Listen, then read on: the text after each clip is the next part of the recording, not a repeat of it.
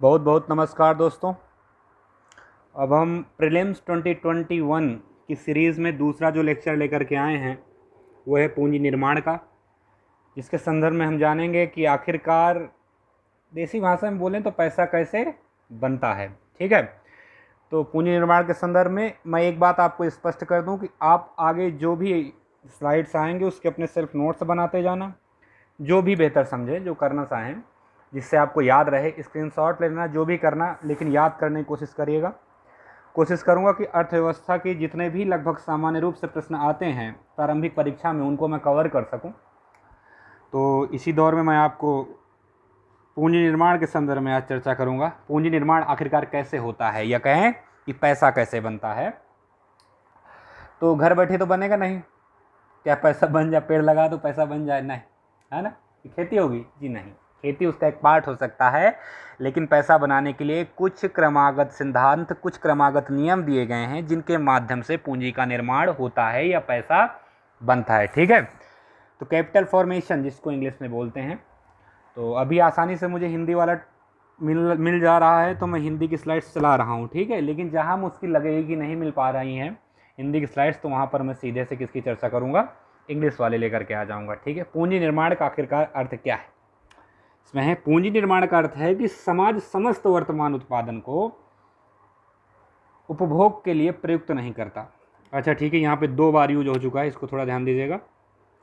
ठीक है ना, तो इसको जो है आप लोगों को क्या करना है, ये वर्तमान उत्पादन को 2 बार जो यूज हो चुका है इसको ध्यान दीजिएगा। तो ये एक ही बार है, वर्तमान उत्पादन को वर्तमान उपभोग के लिए प्रयुक्त नहीं करता, यह तो उसके कुछ भाग में उपयोग पूंजी के सामान जैसे औजार, मशीनें, यातायात सुविधाएं एवं अन्य सामान के बनाने में करता है। संक्षेप में पूंजी निर्माण होने का अर्थ है कि प्रतिवर्ष पूंजीगत वस्तुओं के स्टॉक में क्या रहती है, वृद्धि रहती है। देखिए सिंपल सी भाषा में समझिए, अगर इस महीने आपने 4 रुपये कमाया, ठीक है, 4 रुपये तो खैर कोई नहीं कमाएगा, सपोज दैट मानिए 40,000 कमाया, उस 40,000 में आपने कितना बचाया, 15,000, सपोज दैट। लेकिन वो 15,000 आपकी क्या है, सेविंग है, अभी पूंजी का निर्माण नहीं हुआ है। इस 15,000 को जब आप किसी ऐसी मद में निवेश करेंगे उससे क्या हो जाए, नवीन पूंजी बनने की आशा या अलग से पैसा आने की संभावनाएं बढ़ जाएं, तो उसको क्या कहा जाएगा, पूंजी निर्माण कहा जाएगा। ठीक है, तो ये चीज़ ध्यान रखिएगा। दूसरे शब्दों में देखिए यहाँ क्या लिखा है, जब समाज समस्त वर्तमान उत्पादन को वर्तमान उपभोग के लिए उपयोग नहीं करता बल्कि उसमें कुछ भाग को पूंजी संचय हेतु प्रयुक्त करता है, तो उसे पूंजी निर्माण कहा जाता है। यहाँ पे मैं इस शब्द को थोड़ा करेक्ट करना चाहूँगा, गलती हो गई इसमें जो है। तो पूंजी निर्माण में ध्यान रखिए सिर्फ संचय नहीं आता बल्कि उसमें इन्वेस्टमेंट यानी कि निवेश भी आएगा। तो ध्यान दे लीजिए, saving plus investment is equal to capital formation. ठीक है, चलिए आगे बढ़ते हैं। पूंजी निर्माण के लिए बचत और निवेश दोनों ही आवश्यक है। ठीक है, मार्शल के अनुसार बचत प्रतीक्षा या संयम का परिणाम है। निसंदेह भाई लालची हर व्यक्ति होता है, हर व्यक्ति के पास पैसा होता है, कोई व्यक्ति चाहता है ये भी खरीद लूँ वो भी खरीद लूँ। ध्यान रखिएगा, आपके आसपास जो रह रहे हैं जिनको आप कंजूस कहते हैं, तो उनको आप कंजूस न कह करके आने वाले समय में क्या किस प्रक्रिया में वो जुड़ रहे हैं, कम से कम पूंजी निर्माण की प्रक्रिया में। निसंदेह अगर आपके पास पैसा है, नो डाउट विचलन का केंद्र है, आप बचने की कोशिश नहीं कर सकते हैं, आप बच नहीं सकते हैं। इसके लिए आवश्यक है कि वो व्यक्ति किस तरीके से संयम में रह करके अपने पैसे का निवेश, अपनी पूंजी का निवेश सही जगह पर करे। ठीक है, जैसे LIC हुई, बैंकिंग हुई, तो ये सारी चीज़ आगे बढ़ेंगी। इसी अध्याय से आपकी जो है मॉनेटरी पॉलिसी यानी बैंकिंग और मुद्रा व्यवस्था के दरवाजे खुलेंगे, जहां जिसको हम अगले लेक्चर में कोशिश करेंगे लेकर के आएँ। ठीक है, अगला लेक्चर 2-3 दिन में आसानी से आपके पास आ जाएगा। ठीक है, तो ध्यान रखिएगा। तो पूंजी निर्माण के लिए बचत और निवेश क्या है, आवश्यक है। मार्शल क्या कह रहे हैं, बचत प्रतीक्षा या संयम का परिणाम है। जब कोई व्यक्ति अपनी खपत को भविष्य में स्थगित कर देता है तो वह अपनी संपत्ति को क्या करता है, बचाता है। किसको बचत, खपत यानी उपभोग को अगर वो कम करता है, सपोज दैट भोग विलास की वस्तुएं हैं, अगर भोग विलास की वस्तु में ज़्यादा खर्च किया जाएगा जिससे किसी भी प्रकार की पूंजी का निर्माण नहीं होता है, तो इसका मतलब आप पैसा क्या कर रहे हैं, व्यर्थ कर रहे हैं, बर्बाद कर रहे हैं, उसका कोई मतलब नहीं है अर्थव्यवस्था की भाषा में, ठीक है। इसका मतलब ये नहीं कि सर हमने फ्रिज खरीद लिया तो आप जो है तो क्या कह रहे हैं कि ये भोग विलास की वस्तु है, जी नहीं। अब अपने अपने स्तर पर है, आवश्यकता के हिसाब से जो चाहे वो करें, कोई व्यक्तिगत जिंदगी पर कोई सवाल या निशान नहीं मैं खड़ा करना चाहता हूँ। चलिए आगे बढ़ते हैं। क्या है, लेकिन बचत होर्डिंग से अलग है। निवेश उद्देश्यों के लिए उपयोग की जाने वाली बचत के लिए उन्हें बैंकों और वित्तीय संस्थानों में जुटाया जाना चाहिए। व्यापारी, उद्यमी और किसान इन बैंकों और वित्तीय संस्थानों से ऋण लेकर पूंजी वस्तुओं पर इन सामुदायिक बचत का निवेश करते हैं। आप समझ पाए बात कि नहीं समझ पाए? आपने क्या किया, आपने पैसा कमाया, कमा करके आपने कहाँ जमा किया? बैंक। बैंक हमको ब्याज देता है। आजकल तो नहीं लग रहा है कि दे रहा है, आजकल लग रहा है क्या कर रहे हैं हम ही लोग जो है तो बैंक को कि हमारा पैसा रखो, अब तुम पैसा देंगे, इस टाइप का माहौल बन गया है। तो अर्थव्यवस्था से ही जुड़ा आयाम है, तो ध्यान रखिएगा इस चीज़ को कि आपने किसको दिया पैसा, आपने क्या किया, वही 15,000 फिर से बचे थे, किसको दिए? बैंक को। बैंक से लोन कौन लेता है? बड़े बड़े इन्वेस्टर, उद्यमी। उद्यमी की परिभाषा आप जानते होंगे, जो व्यक्ति रिस्क लेने में सक्षम है, यानी व्यापार में रिस्क लेने में सक्षम है, उसको क्या कहा जाता है? एंटरप्रेन्योर, यानी उद्यमी। और वो उद्यमी व्यक्ति क्या करेगा? बीच में कौन आ रहा है? एंटरप्रेन्योर। बीच में कौन आ रहा है? एंटरप्रेन्योर, यानी उद्यमी व्यक्ति। उससे क्या लेगा? पैसा लेगा, और उसका क्या करेगा? इन्वेस्ट करेगा उसको। जैसे ही वो इन्वेस्ट करेगा, ये इन्वेस्टमेंट जब उसका ट्रेड के रूप में मार्केट में बहाल होगा तो उसे ही क्या कहा जाएगा? पूंजी का निर्माण। तो पूंजी निर्माण करने में उद्यमी की भूमिका महत्वपूर्ण हो जाती है। तो ध्यान रखिएगा, आपके प्रधानमंत्री जी यूं ही नहीं जो है तो उद्यमियों को प्रोत्साहित करते रहते हैं। Startup India, stand up India, entrepreneurs को बढ़ाना है, हर कहीं जाएंगे, आएंगे समिट में देखेंगे तो इन्वेस्ट इन इंडिया। क्यों, किसकी बात करते हैं? अर्थव्यवस्था का मूल आधार क्या है? पूंजी का निर्माण होना। अगर पूंजी का निर्माण होगा तो व्यक्ति के पास उपभोग के लिए क्या आएगा? धन आएगा, धन बढ़ेगा। जैसे ही धन बढ़ेगा तो धन बढ़ने के साथ साथ क्या होगा? धन बढ़ने के साथ उसमें उपभोग की भी वृद्धि होगी। किसकी वृद्धि होगी? उपभोग, यानी सामान खरीदने की क्षमता। सामान खरीदने की क्षमता जैसे ही बढ़ेगी वैसे ही वो व्यक्ति फिर क्या करेगा? फिर व्यापारी को फायदा होगा, फिर उद्यमी व्यक्ति को फायदा होगा, फिर जो व्यक्ति व्यापार कर रहा है तो उत्पादन क्या करेगा? अपना मजबूरन बढ़ाना पड़ेगा। और जब उत्पादन बढ़ेगा तो रोजगार, एम्प्लॉयमेंट ऑटोमेटिक बढ़ेंगे। ये चीज़ ध्यान रखिएगा। और जैसे ही एम्प्लॉयमेंट बढ़ेगा हम लोग चाहे क्या रहेंगे? Generation of employment. हाँ जी बिल्कुल। तो ध्यान रखिएगा, तो पूंजी निर्माण के लिए आवश्यक है कि एक पूंजी निर्माण का सुचक्र चले, जिसके माध्यम से सभी को बराबर मात्रा में एक तरीके से क्या हो सके? धन की आपूर्ति हो सके। पूंजी निर्माण की प्रक्रिया में कितने चरण होते हैं? 3 चरण होते हैं। वास्तविक बचत की दर में वृद्धि, ताकि उपभोग वस्तुओं के उत्पादन के लिए समर्थित संसाधनों को पूंजी निर्माण के उद्देश्य से जारी किया जाए, ठीक है। एक अच्छी वित्तीय प्रणाली का अस्तित्व, ताकि उपलब्ध संसाधन निजी निवेश द्वारा पूंजी निर्माण के लिए प्राप्त किए जा सकें, ठीक है। चलिए फिर इसके बाद क्या है? स्वयं निवेश का कार्य, ताकि संसाधनों का उपयोग वास्तव में पूंजीगत वस्तुओं के उत्पादन के लिए किया जा सके। अब क्या लगता है, अगर किसी व्यक्ति ने बचत कर ली है लेकिन बैंक इंफ्रास्ट्रक्चर अच्छा नहीं है, अगर किसी व्यक्ति ने बचत कर ली है और बैंक इंफ्रास्ट्रक्चर अच्छा नहीं है, तो क्या वो सही जगह तक बचत पहुंच पाएगी? शायद नहीं। अगर किसी व्यक्ति के पास पैसे तो हैं लेकिन जमा करने के लिए नहीं है, इंटरप्रेन्योर को यानी उद्यमी व्यक्ति को पैसे नहीं मिल पाएंगे, तो इसके लिए बीच में एक संस्थान की ज़रूरत होगी, जिसको हम कह सकते हैं क्या? फाइनेंशियल सिस्टम और बैंकिंग सिस्टम। तो बैंक का बीच में होना जरूरी है कि नहीं? इस प्रोस्पेक्टस से तो जरूरी हो जाता है। अब सोचिए, वो लोग जो लोग बटुए में छुपा छुपा के पैसा चले जाते थे, इसमें एक बटुए में, क्या किया उन लोगों ने? धन का बर्बाद ही तो किया। बटुआ, कईयों को देखते होंगे सालों पुराने गड़े सिक्के जो है मिले, यानी उनसे कोई निर्माण नहीं हो रहा था, वो व्यक्ति बचा करके रख रहा था। तो ये चीज़ ध्यान रखिएगा, जो व्यक्ति पैसा अपने पास रख रहा है और घर में रख रहा है खासकर बचा करके, तो निहायती मूर्ख किस्म का व्यक्ति है 21वीं शताब्दी में। तो ऐसी मूर्खता मेरे हिसाब से नए नए बच्चे तो नहीं करते होंगे। आशा है कहीं ना कहीं इन्वेस्ट करते रहें, बहुत सारे माध्यम हैं, आपके लिए बेहतर रहेगा ऐसी जो है तो बेरोजगारी में, ठीक है। चलिए आगे बढ़ते हैं।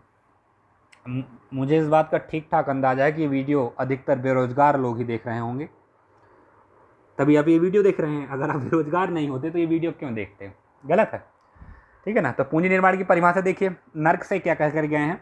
पूंजी निर्माण का अर्थ है समाज अपनी वर्तमान उत्पादन क्षमता का पूर्णतः उपभोग एवं तत्कालिक आवश्यकताओं की पूर्ति से नहीं जुटाता है, वरन उसके एक भाग को पूंजीगत वस्तुओं के निर्माण में लगाता है, अर्थात औजार, उपकरण, मशीन, परिवहन सुविधाओं, संयंत्र एवं साज सज्जा आदि के निर्माण में लगा देता है।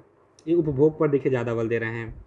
तो हम पहले ही बात कर चुके हैं, उपभोग क्या हो, तार्किक होना चाहिए, यानी कुछ भी नहीं। समझ रहे हैं ना, कि बैठे हुए हैं लॉकडाउन में, कुछ मन ही नहीं कर रहा है, क्या मंगा, क्या कुछ भी मंगा लो, डाला विभिन्न तरीके की वेबसाइट है उनमें डाल दीजिए क्या मंगाना है, बोले कुछ भी। चलिए, प्रोफेसर कुजनेट्स क्या कह रहे हैं? कुजनेट्स जाने माने अर्थशास्त्री हैं। उन्होंने कहा है पूंजी निर्माण में केवल उपकरणों एवं नवीन वस्तुओं के निर्माण को ही सम्मिलित नहीं करते हैं। ये सम्मानित की जगह पर सम्मिलित होगा, सम्मिलित नहीं करते हैं, अपितु व्यय जैसी शिक्षा, मनोरंजन, स्वास्थ्य पर खर्च आदि के भी सम्मिलित करते हैं। तो ठीक है, ये चीज़ ध्यान रखिएगा। शिक्षा पर व्यय, जी बिल्कुल, इससे भी पूंजी निर्माण ही होगा। आने वाले समय में वो बौद्धिक पूंजी के रूप में निर्मित हो रही होगी। मनोरंजन, बिल्कुल ये भी एक पूंजी निर्माण का तरीका है। लेकिन ध्यान रखिए, मनोरंजन अति से ज़्यादा नहीं होना चाहिए। समझ रहे हैं ना, कि इंद्र की तरह आप जो तो सुर और सुंदरियों के बीच में बैठ जाएं और फिर कहेंगे मैं क्या कर रहे हैं, क्या बोले मैं पूंजी निर्माण कर रहा हूँ, क्या तो ठीक है, तो इस चीज़ का ध्यान रखना है। पूंजी निर्माण के लिए क्या है, तार्किक निवेश आवश्यक है। निवेश कहीं भी आवश्यक नहीं है कि सुरा सुंदरियों के मध्य आनंद लिया जा रहा है, रोमन सम्राटों की तरह आप मजे ले रहे हैं, तो उस चीज़ से आपको बचना है। तो पूंजी निर्माण में ये नहीं कि इतना योगदान देने में जुट जाए कि इतना उपभोग करने लग जाए, तो अति उपभोक्तावादी भी नहीं बनना है और बचत भी सीमित करनी है ताकि उपभोग को भी बढ़ावा दिया जा सके। ये काम मैक्रो इकोनॉमिक्स के तहत जो है बड़े स्तर पर, और माइक्रो इकोनॉमिक्स, देखिए पिछले लेक्चर में हमने माइक्रो और मैक्रो के बीच में पढ़ा था, अंतर संबंधों को पढ़ा था। लेकिन जब आप पूंजी निर्माण में देख रहे हैं तो इसकी ओवरलैपिंग करना मुश्किल हो रहा है, दोनों को मिला करके आपको पढ़ना होगा। ठीक है, पूंजी निर्माण में प्रभावित कारक आप जानते हैं, बचत, निवेश और उपभोग, जिसकी हम चर्चा पहले कर चुके हैं। अब यहाँ पे क्या है, टांसिंग क्या कहते हैं, बचत, जो कि देखिए बहुत ही इंपॉर्टेंट है। पूंजी बनाई जाती है अथवा निर्मित की जाती है, परंतु पूंजी बचत और संचय द्वारा भी उत्पन्न होती है। बात सही बोल रहे हैं वो।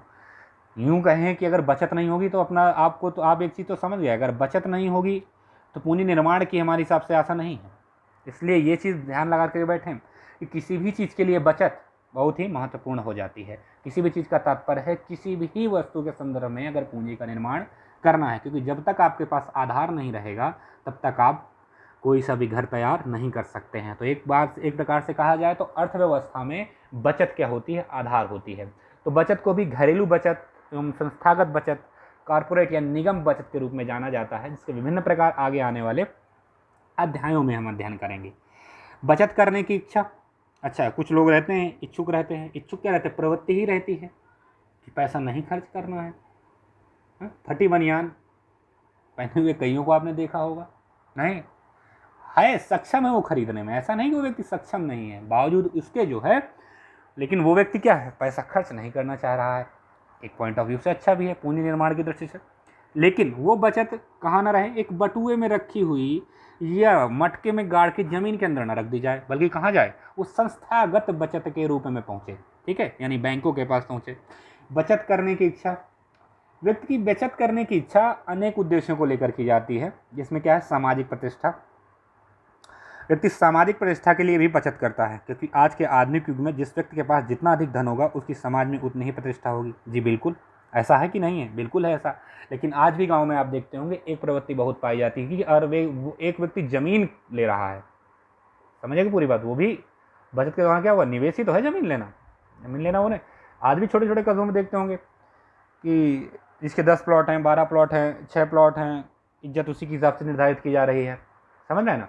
तो हालांकि ये छोटे छोटे कस्बों में ज़्यादा लोकप्रिय रहा, बड़े कॉस्मोपॉलिटन सिटीज़ में ज़्यादा प्रचर्चित नहीं है। लेकिन इस चीज़ को बराबर ध्यान रखिएगा, ज़मीन नो डाउट एक अच्छा निवेश है, हमेशा से अच्छा निवेश रहा है, लेकिन उसके मायने बहुत है, संदर्भ अलग अलग है, परिस्थितियाँ कैसी। अगर 2008 वाली स्थिति आ जाती है जैसा अमेरिका में हुआ था, अमेरिकी रिसेशन में, जहाँ पे सभी के क्या हो गए थे, ज़मीनों के दाम एकदम से गिर गए थे।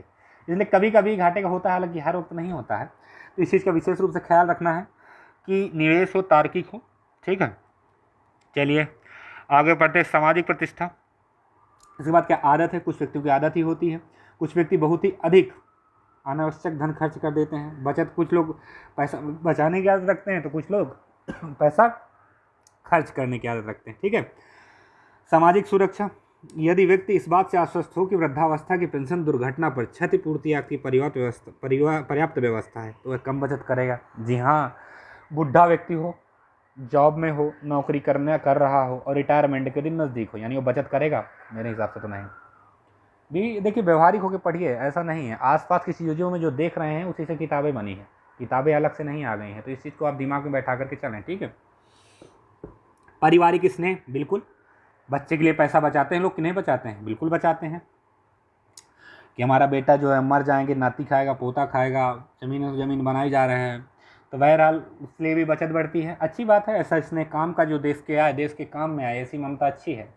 तो ममता कैसी होनी चाहिए, माया कैसा होना चाहिए, मोह कैसी होनी चाहिए? जो राष्ट्र के काम में आए, राष्ट्र के हित में आए। दूरदर्शिता, प्रत्येक व्यक्ति यह समझता है कि मनुष्य का भविष्य निश्चित है। जी बिल्कुल, कोविड-19 के दौरान देखिए, अब वही तो है, जो व्यक्ति दूरदर्शी था उसके पास पैसा पड़ा हुआ था, बीमा में था, कुछ ना कुछ करवा रखा था उसने, इसलिए उसका निवेश क्या है, सुरक्षित है।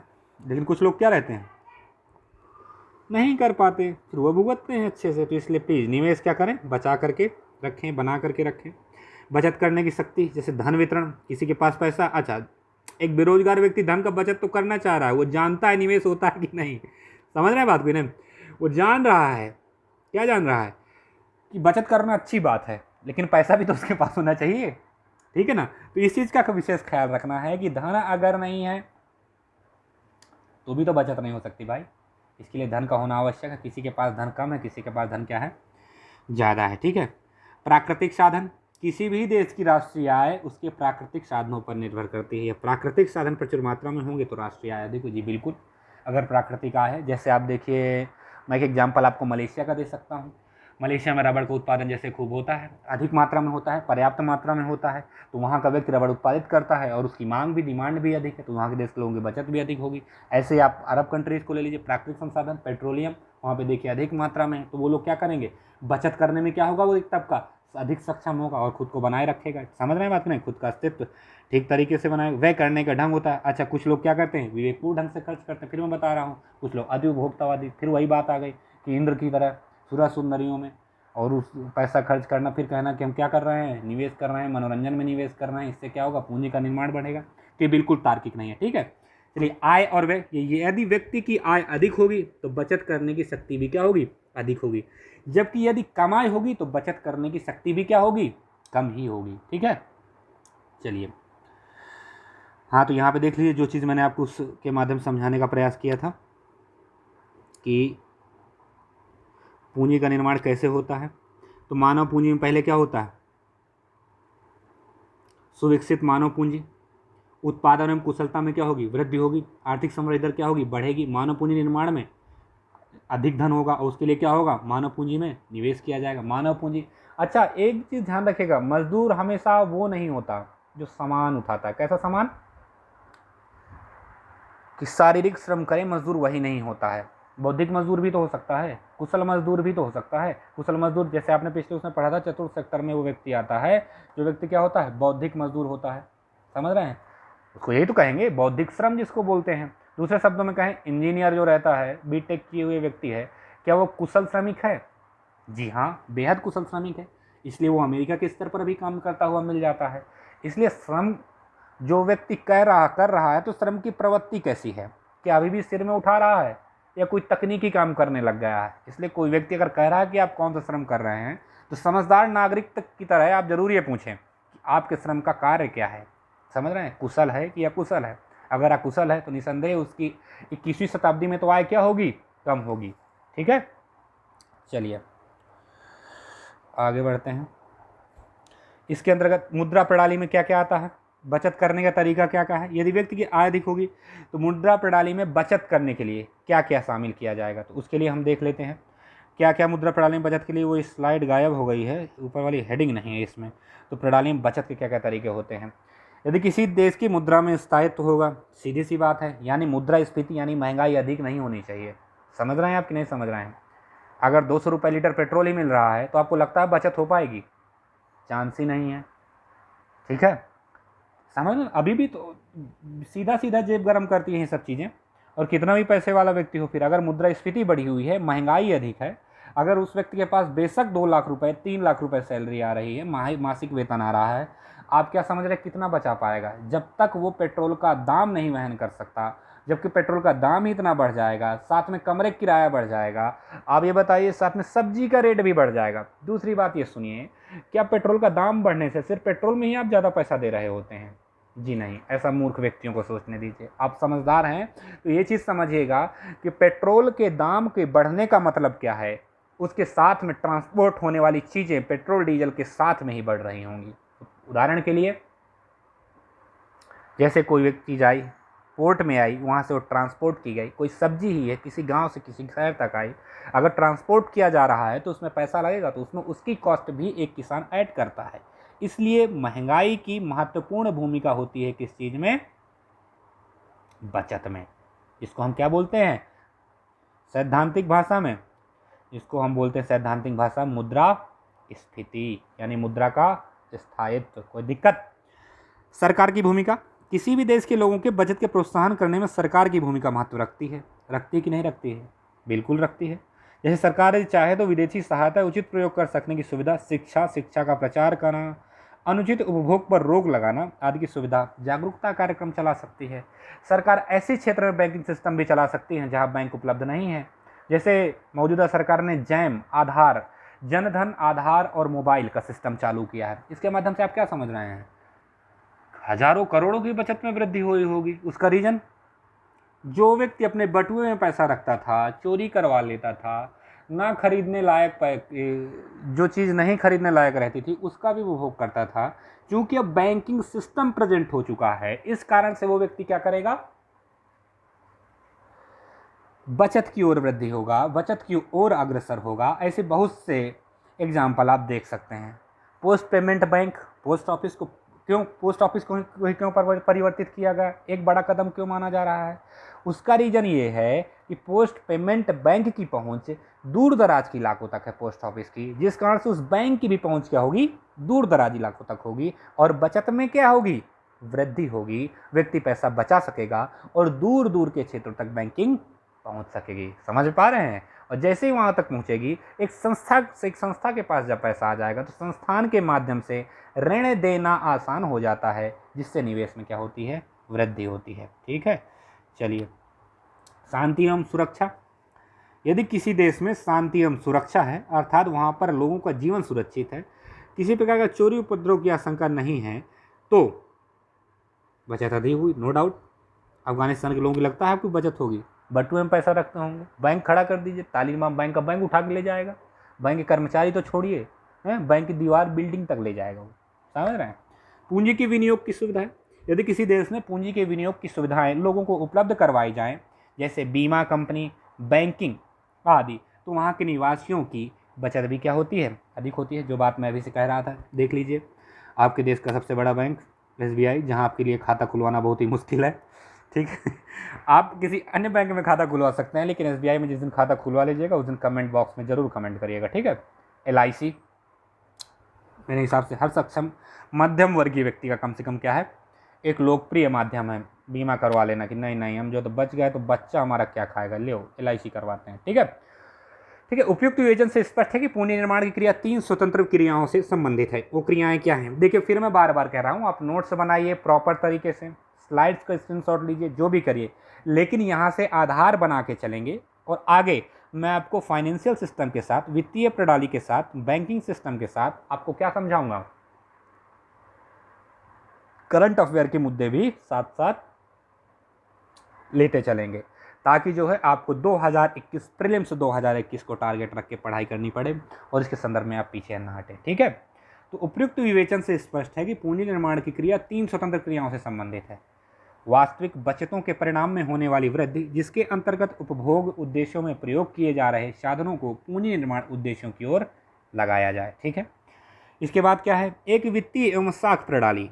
ठीक है, सबसे इम्पोर्टेंट चीज़ जिसको मैं आपसे बार बार कहता हूँ, अगर व्यक्ति के पास बचत करने के लिए पैसा तो आ चुका है, पर किसी देश का बैंकिंग सिस्टम इतना सक्षम नहीं है, तो आप आशा ना करें कि वहाँ बचत के माध्यम से निवेशक तक पैसा पहुँचाया जा सकता है। तो ध्यान रखिएगा, किसी भी देश की वित्तीय प्रणाली या बैंकिंग सिस्टम महत्वपूर्ण भूमिका निभाता है। किसके लिए?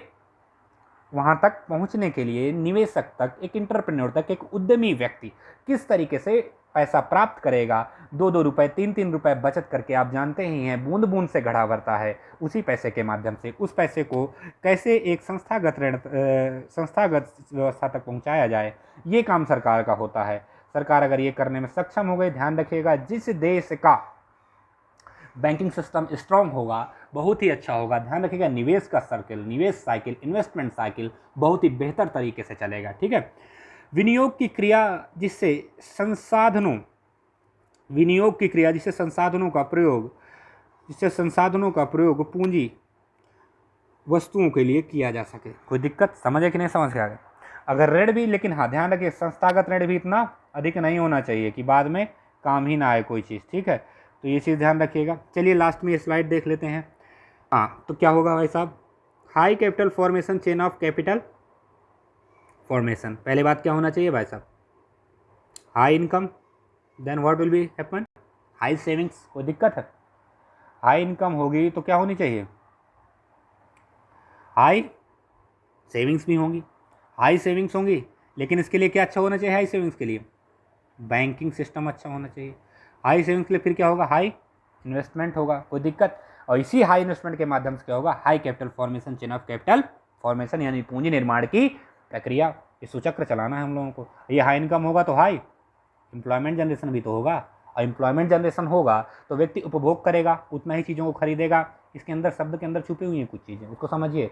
जैसे ही चीज़ खरीदेगा, उत्पादन के लिए उद्यमी व्यक्ति, व्यापारी व्यक्ति, कारखाने में जो काम करता, जिसने कारखाने खोल रखे हैं, वो प्रेरित होगा फ्रिज के उत्पादन के लिए, प्रेरित होगा बेड के उत्पादन के लिए, वो प्रेरित होगा एसी बनाने के लिए, वो प्रेरित होगा किस चीज़ के लिए? सोफे के लिए, हर वो लग्जरी वस्तु जो उपभोग के लिए चाहिए। और जैसे ही वो प्रेरित होगा, उसको अधिक मात्रा में क्या लाने पड़ेंगे? मजदूर, एम्प्लॉयमेंट जनरेशन, कुशल मजदूर चाहिए। तो ह्यूमन कैपिटल को भी क्या करें? जनरेट करें साथ साथ। ये सरकार का दायित्व है कि इसके साथ साथ में कैपिटल फॉर्मेशन के लिए जो चीज़ सबसे ज़्यादा आवश्यक है वो क्या है? ह्यूमन कैपिटल, यानी मानव पूंजी का भी निर्माण किया जाए, ताकि इस प्रोडक्शन को बढ़ाने के लिए वो मानव पूंजी प्रयोग की जा सके। कोई दिक्कत? इसी को क्या कहते हैं? Capital formation. जी बहुत बहुत धन्यवाद।